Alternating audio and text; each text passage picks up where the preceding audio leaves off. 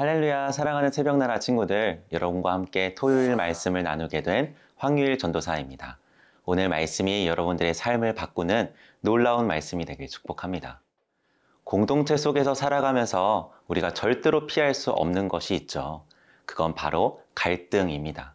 아무리 좋은 공동체라 해도 사람이 모이는 곳에는 여러 문제가 생기기 마련입니다. 그렇다면 교회는 어떨까요? 하나님이 완전하시기에 교회는 완전합니다. 그러나 안타깝게도 인간은 불완전하죠. 그래서 우리가 속한 교회도 사람이 모이는 곳이기에 갈등이 일어날 수밖에 없습니다. 피할 수 없는 갈등, 세상과 다른 우리는 어떻게 이 문제를 해결해야 할까요?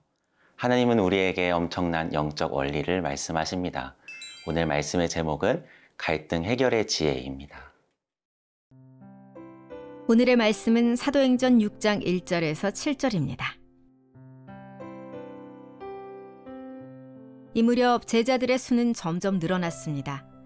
그때 그들 가운데 그리스파 유대 사람들이 히브리파 유대 사람들에 대해 불평이 생겼습니다. 매일 음식을 분배받는 일에서 그리스파 유대 사람 과부들이 빠졌기 때문입니다. 그리하여 12 사도들은 제자들을 모두 불러놓고 말했습니다.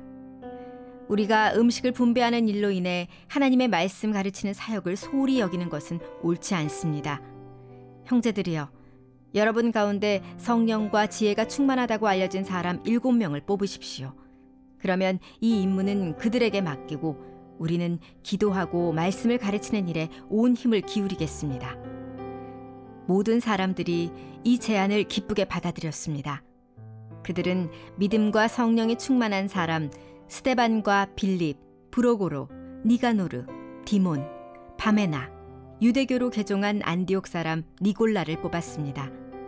그들은 이 사람들을 사도들 앞에 세웠고 사도들은 그 사람들 머리 위에 손을 얹고 기도했습니다. 이렇게 해서 하나님의 말씀은 계속 널리 퍼져나갔으며 이로써 예루살렘에 있는 제자들의 수도 많이 늘었고 더욱이 수많은 제사장들도 이 믿음에 순종하게 됐습니다. 사도행전 2장에 보면 오순절에 예수님께서 보내시겠다고 약속하신 성령님께서 제자들에게 있던 마가 다락방에 임하시죠. 이때부터 엄청난 기적이 일어나기 시작합니다. 제자들은 한 마음과 한 뜻으로 날마다 성전에 모여 기도하기에 힘썼어요. 자신의 것을 서로 나누는 아름다운 공동체가 되기 시작하죠. 사도행전 5장 마지막 42절에 보면 그들은 날마다 성전에서 또 집집마다 다니면서 예수님께서 그리스도라고 가르치고 선포하기를 쉬지 않았어요. 그 결과 예수님을 믿는 자들이 점점 더 많아지기 시작합니다. 그런데 오늘 아무런 문제도 없을 것 같은 초대교회 공동체에 갈등이 생기기 시작합니다. 1절입니다. 이 무렵 제자들의 수는 점점 늘어났습니다. 그때 그들 가운데 그리스파 유대 사람들이 히브리파 유대 사람들에 대해 불평이 생겼습니다. 매일 음식을 분배받는 일에서 그리스파 유대 사람 과부들이 빠졌기 때문입니다. 초대교회 유대인은 그리스파와 히브리파로 나뉘어져 있었어요. 그리스파 유대 사람들은 소수이고 약자였는데 특히 과부들이 음식 분배에 소외되는 일이 일어난 거예요. 아마 다른 지역에서 돌아온 자들이었기 때문에 더 많은 도움이 필요했겠죠. 하지만 빠르게 성장하고 있는 초대교회에서는 충분히 대처하기가 힘들었을 거예요. 교회에서도 그럴 수 있잖아요. 잘 챙긴다고 챙겼는데 누군가 소외되는 일들이 생기곤 하죠. 딱 지금 그런 상황인 거예요. 그래서 이들에게 불평이 생기기 시작합니다. 이런 갈등 앞에 교회의 리더들은 어떻게 해결하려고 했을까요?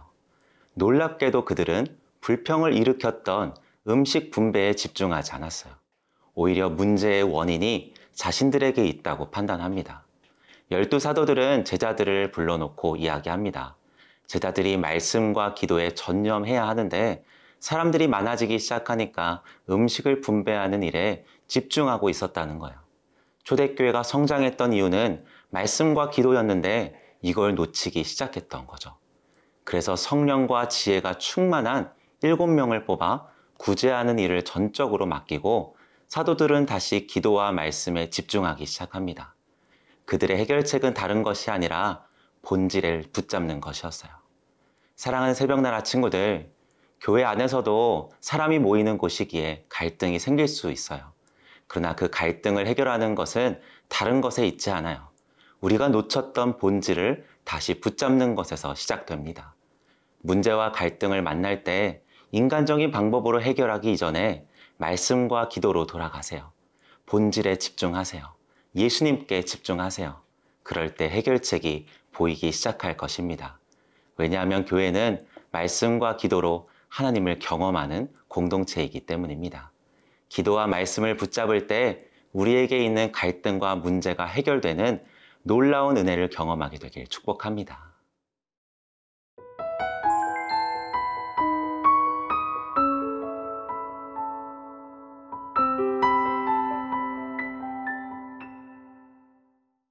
초대교회에서 일어난 갈등을 제자들은 본질을 붙잡기 시작하자 해결책이 보이기 시작했죠. 그래서 그들은 성령과 지혜가 충만하여 칭찬받는 7명을 뽑습니다. 5절입니다.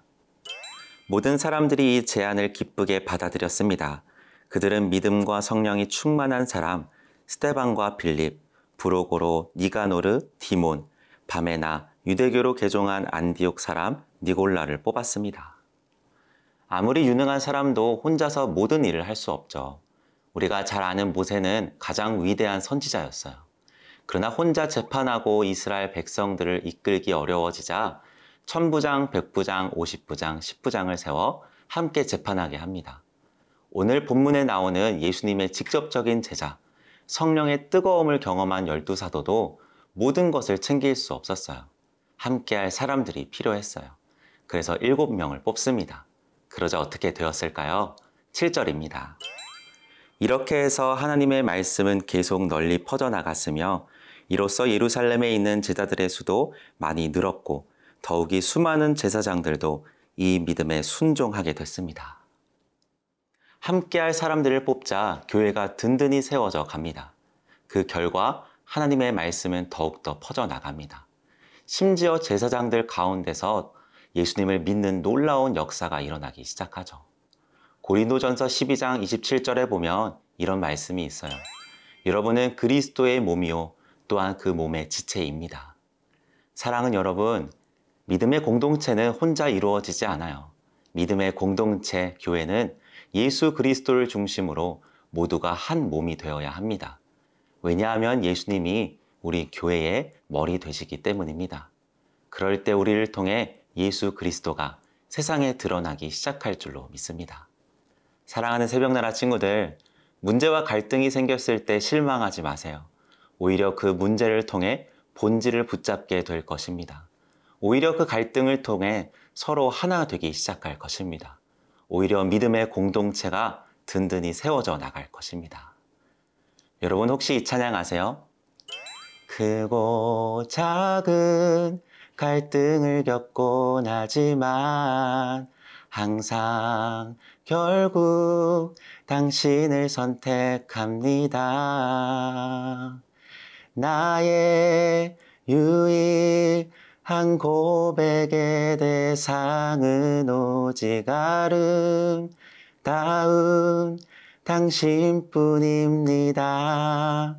나의 예배를 받으소서, 홀로 영광을 받으소서, 주여, 나의 주여. 갈등 속에 본질을 붙잡으세요. 예수님을 선택하세요. 그러면 우리를 통해 예수님이 드러날 줄 믿습니다. 하나님의 방법으로 갈등을 해결하는 모든 새벽나라 친구들 되길 축복합니다. 오늘도 아침을 깨워 말씀을 묵상하는 여러분의 하루를 진심으로 응원합니다. 사랑하는 하나님, 문제 앞에 불평하는 것이 아니라 본질에 집중하기 원합니다. 그래서 우리를 통해 예수님이 드러나게 해주세요. 우리의 길과 진리 생명 되시는 예수님의 이름으로 기도드립니다. 아멘.